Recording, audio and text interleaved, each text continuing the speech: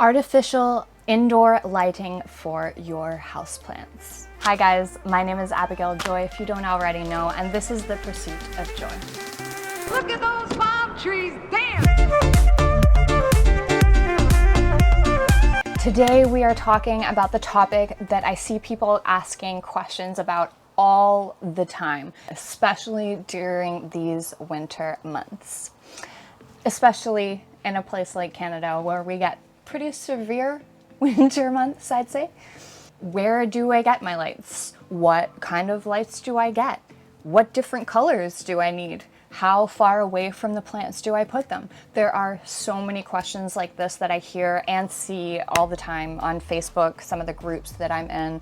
I figured let's make a video about it, okay? So that you guys can have this to reference as much as you need. It's gonna be here up on YouTube. So, indoor lighting hacks. Number 1, get full spectrum grow lights. Full spectrum LEDs, unless you're specializing in a certain kind of plant and that plant needs more of a certain spectrum, then I understand that, but that's really for specialists. A general, sorry, my dog's just sneezing in the background. A general houseplant lover, houseplant parent needs just a standard full spectrum LED. Now, why are there all these different colors and why are you telling me to forget about them? Because just like the sunlight, it has many different colors, many different spectrums. Again, if you're specializing and you need more of a certain spectrum, I understand. However, I am talking to the general houseplant parent and I'm telling you that if you have lots of different kinds of plants, you need a full spectrum bulb. In my mind, there's no point in any others because it is the most like the sun. It imitates all those different colors that we get from the sunlight. That's why it's called full spectrum. What I've done in my apartment is actually replaced the regular bulbs in my light sockets with full spectrum from fall, and I'll switch them out when we are probably into early to mid-spring. So it's a cheap, affordable way to supplement your light in the winter, help your plants not just survive, but maybe thrive if you're putting lights in. So I highly recommend the link down below. Those are the bulbs that I got. Go check them out if you're interested. Also, full spectrum has other perks. Number 1, most of us know about LED by now and how it not only saves us money, but saves the environment. And let me tell you guys, everything that I can do, that I learn about to try and help save the environment. Do it! Just do it! I highly recommend the full spectrum LED light. That is my recommendation. Again, I will put a link to the bulbs that I bought down in the description below if you'd like to check them out. I implore you to say no to Amazon. You can get all these lights from either your local home hardware or your local nursery. And if you don't want to go out and you need to order online, there are companies that you can order directly from without having to go through Amazon. Hey guys, I came here to say that I've been getting a lot of questions about why I promote Say No to Amazon. I will go over quickly the reasons why, and if you have any questions, please leave them in the comments below or DM me on Instagram, Facebook, TikTok. But these are the main reasons why. Number 1, environmental issues. Have you seen the packaging that comes with your shipment? It's insane. Number 2, human rights issues. Amazon all around is a bad company, and I know that it is so justifiable in these times when we're in lockdown, when we're probably not earning as much as we used to. However, if we keep justifying it, where is that gonna lead us? Where will we end up? Anyway, back to the video. Anyways, what was I saying? So full spectrum LED bulbs, it is the only way to go. Now, after knowing what type of bulb to use, how do I use it? Where do I use it? How many do I get? Number 2, consider your space. I'm in an apartment, right? A small apartment, a 2-bedroom apartment. So it's important to consider when we are in apartments or smaller spaces, that light from the full spectrum LED grow bulb is more contained. Whereas if you're in a bigger space or a house per se, you've probably got bigger windows for the light to be diffused out through, and also a bigger area for that bulb to cover. So it's important to consider your space.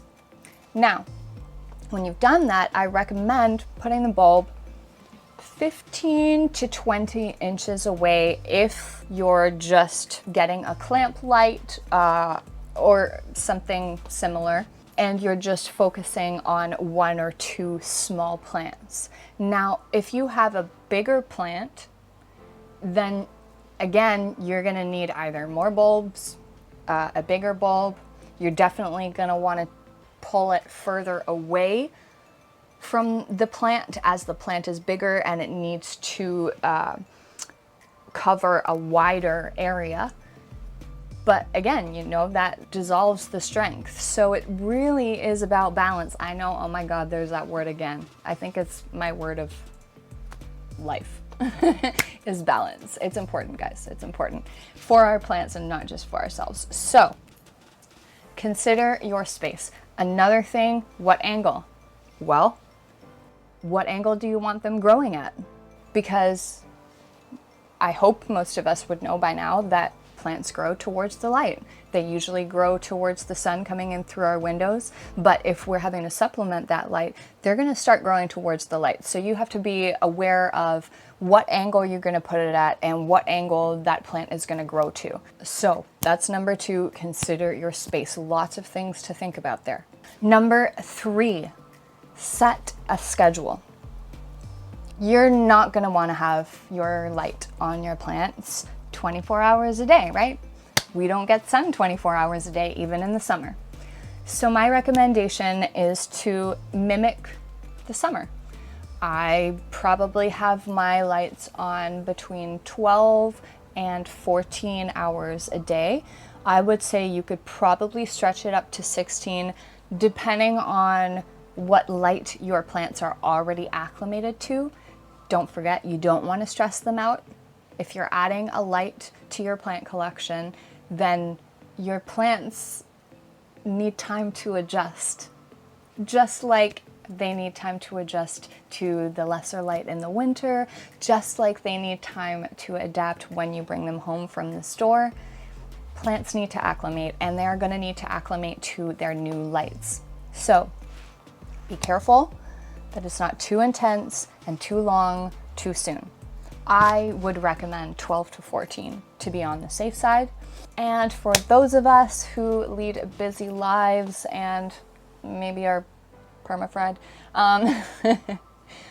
or our moms, or just are forgetful and have too many things to think about, and turning off the lights is the last of them. So I understand that. Wonderful people have created wonderful technology to solve that problem. It's called a smart timer. You can get them from many different brands, from many different sources, online, in-store, you name it. It doesn't cost, most of them don't cost a lot of money. You're just connecting them up with your light situation, and you set a schedule on your smart timer. So instead of maybe setting something in your phone or writing it down, instead it's thinking for you, and it's turning them on and turning them off every day when you've pre-programmed it to. These 3 tips are here to help, and there's a lot to think about within each 3 tips. So I will go over them now. Number 1, full spectrum LED grow bulbs. Only way to go. That's what imitates the sunlight that we usually get. Every color, every spectrum, full spectrum LED grow bulbs. They also save you money and help save the planet. Number 2, consider your space. An apartment is going to be totally different to a house. Think about how much that light can be contained in that room that you're putting it in. Think about how far away from the plant it is or how close to the plant it is. Think about how big the plant is. Again, for babies that you're concentrating on, I recommend 15 to 25 inches away. But if it's a bigger plant, then you're gonna wanna pull it right back. And last but not least, number 3, set a schedule. Be it on your phone, on paper, or a smart timer, set a schedule. Your plants are gonna be really mad at you if you leave the light on overnight and they don't get a chance to rest. They're gonna get sunburnt, they're gonna get tired, they're gonna get really dry and crispy. Just sit down for a few minutes, figure out a schedule that's gonna work for you, and then you don't have to think about it again. All 3 tips I have given you today, I have based off of what environment during the summer, which is obviously premium, how we can get that into our homes in the winter, how we can imitate that to the best of our ability. So again, full spectrum LED bulbs, consider your space, set a schedule. If you guys have any more questions about indoor artificial lighting for your houseplants, please go ahead and leave a comment down below. I will answer, I will get back to you, hopefully within 24 hours. If I don't, just give me a little bit of time and I promise I will get back to you. Again, I'm a mom, so, you know, got to do, but I am here for you guys. I will answer your questions. I wish you well on your pursuit of joy, and I hope this helped today. Cheers, guys. I'll see you next time. Peace.